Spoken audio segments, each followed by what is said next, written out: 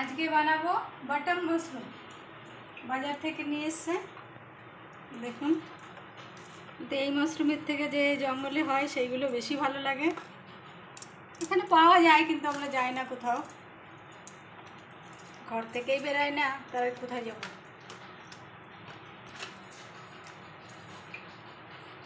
এগুলো কাটবো, ছোট ছোট করে কাটবো।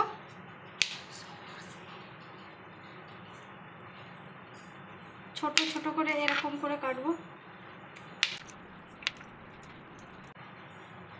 খেতে অনেক ভালো লাগে, কিন্তু সব থেকে বেশি যে জঙ্গলে হয়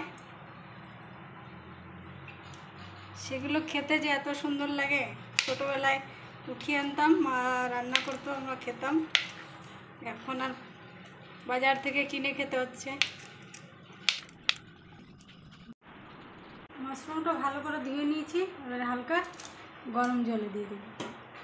বাজারের জিনিস কার কার হাত লাগে, গরম জলে দিলে ঠিক হয়।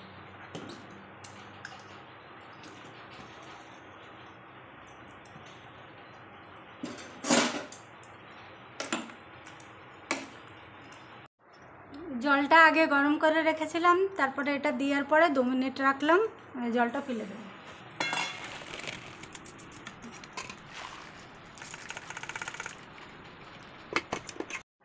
তেল গরম হয়ে গেছে, এবারে পেঁয়াজগুলো দিলাম।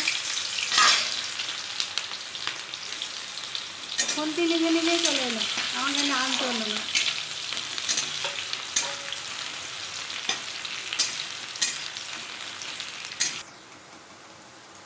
এই যে পিসা মশলাটা দিয়ে দিলাম।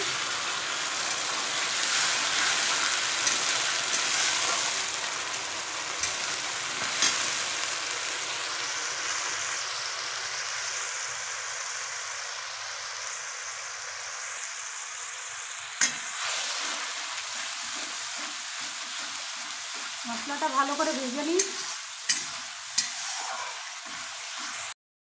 মশলাটা ভাজা হয়ে গেছে, এবার এই সিদ্ধ করা মাশরুমটা দিয়ে দিলাম, দিয়ে একটু ভাজবো।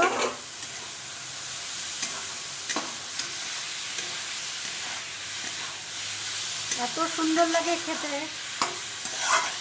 এই রেসিপিটা।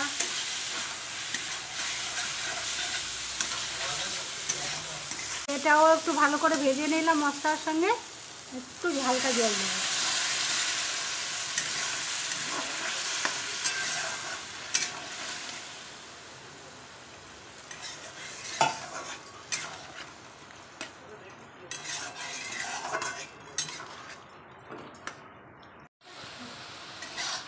হয়ে গেল মাশরুম রেসিপি। যদি আপনাদের ভালো লাগে তাহলে লাইক ফলো করবেন। নমস্কার।